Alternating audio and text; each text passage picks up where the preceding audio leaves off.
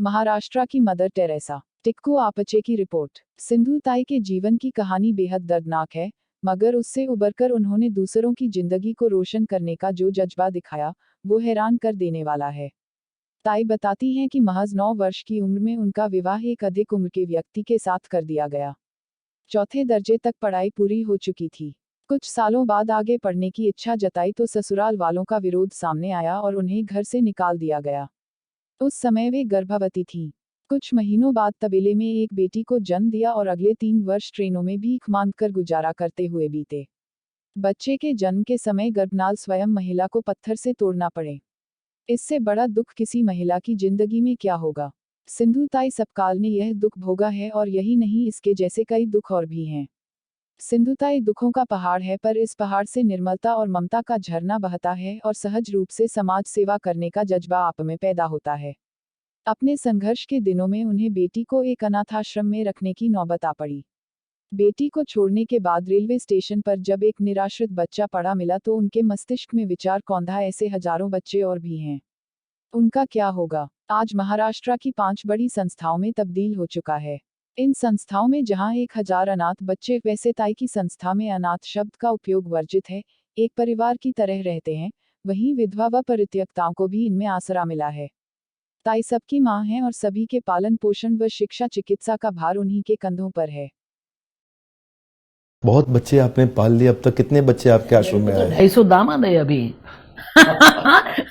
यानी 50 भव्य है और 750 पुरस्कार है।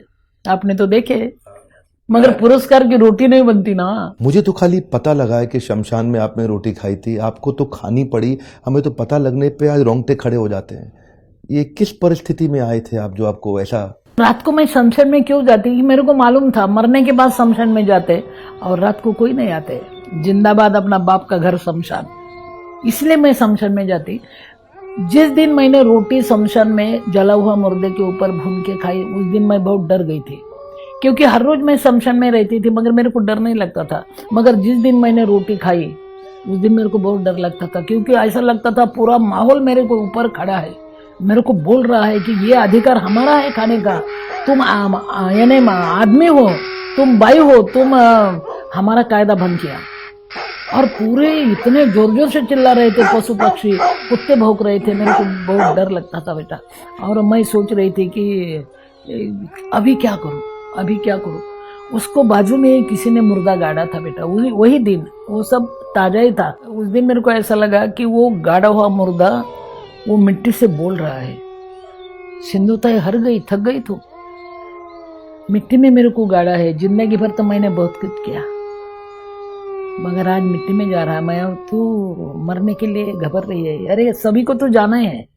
तो मेरे को ऐसा लगा वो मुर्दा वो मिट्टी को बोल रहा है कि ऐ लहेद अपने मिट्टी से कह दे, यानी लहेद ने गाड़ने को खुद लेला खड्डा।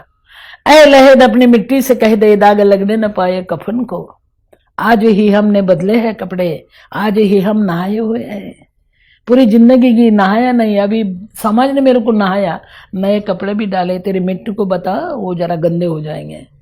जो मुर्दा खत्म होने के बाद मिट्टी को बोलता है कि संभालना, नए कपड़े डाले हैं, और मेरे को तो कपड़े ही नहीं, नए नहीं, पुराने ही नहीं। तो फिर जिसको नहीं है उसके लिए जिंदगी जीना चाहिए अभी। तब मैंने सोचा कि नहीं, मरना नहीं, डरना भी नहीं, पीछे मुड़ना भी नहीं, कुछ करना है। बहुत सुंदर। महाराष्ट्र में मैं देखता हूँ लोग आपको बहुत मानते हैं। मराठी लोग आसपास जहाँ देखते हैं लोग आपका इतना सम्मान करते हैं। हर आदमी आपसे मिलता है, माई माई माई, आपके पाँव छूता है। सबने देखा है आपने इतना किया गरीब बच्चों के लिए, सबके लिए। मैं जो बाकी देश के लोग अब आपको धीरे धीरे जान रहे हैं, उनको आप थोड़ा मोटिवेट करिए कि कैसे संघर्षों से लड़ना चाहिए। बेटा अंधेरा तो हर दिन आता है, अंधेरा तो हर दिन आता है। तुम अंदर का दिया जलाओ बेटा, बहुत अंधेरा है रे, मगर अपना दिल जलाओ बेटा, तुम्हारा उजाला तुम निर्माण करो। ऐट हमको जीना है, और इतना उजाला निर्माण करो कि सब तुमको ढूंढते आ जाएंगे और बोलेंगे हम भी तुम्हारे हैं, हम भी तुम्हारे हैं। ये तो मैंने किया है। उजाला के पास मत जाना बेटा, तुम्हारा उजाला निर्माण करो, पूरी दुनिया तुमको देखेंगे कहाँ है वो उजड़, चलो देखना है उसको। मैंने वही किया। ये एक बेटा आपके आश्रम का, तुषार के माँ बाप नहीं थे और तुषार भी इन्हीं के आश्रम में पला और आज इतना सुंदर काम कर रहे हैं। आज तुषार ने मेरे को अपनी इन्हीं के आश्रम में रहते रहते मेहनत करके अपना बिजनेस खड़ा किया और अपनी खुद की गाड़ी BMW में मेरे को लेने के लिए आए। तो मैं देख के इतना हैरान हुआ कि इन्होंने अनाथ बच्चों को भी इतना ऊपर लेके गया। क्षमा चाहता हूँ, कठोर वर्ड है, अनाथ नहीं, इनकी माँ है ना जो माई हमारे साथ में बैठी है। तुषार आपके पास आया, तेरे पास आया और बहुत बड़ा हो गया रे। उन्होंने क्या धंधा निकाला मालूम है? वो गाड़ी धोने का धंधा निकाला। और मेरे को बिंद्रा साहब ने बोला मेरे को धंधा करने का। मैं अभी क्या करूं, पैसा तो है नहीं। तो मैं बोले बेटा गाड़ी धोते धोते कलेजा भी धोना सीखो। आज इनका प्रोफेशनल कार क्लीनिंग का बिजनेस है। प्रोफेशनल कार क्लीनिंग के इन्होंने शोरूम्स खोले हैं, मतलब इसको बोलते हैं आउटलेट, और फ्रेंचाइजी मॉडल पे उसको आगे लेके जा रहे हैं। इसको बोलते हैं असली स्कूल। ये स्कूल हमारा नहीं है, ये माई का स्कूल है। इस माई के स्कूल में ऐसे बच्चे आए हैं। हाँ बेटा, ऐसे बहुत बच्चे हैं। मगर सबसे बड़ी बात मैंने ये किया कि जो पति ने मेरे को हकल दिया मैंने उसको माफ किया बेटा। और ये पहली बार हुआ होगा शायद कि ससुराल वाले ने पत्थर मार मार के मेरे को हकाला और मेरे को फूल डाल डाल के बुलाया।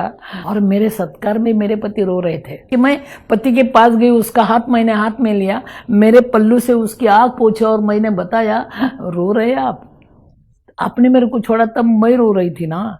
अभी कोई बात नहीं, 50-50। मैंने तब रोआ, आप अभी रोए। अभी यहाँ खोखते चिकते मत पड़ो।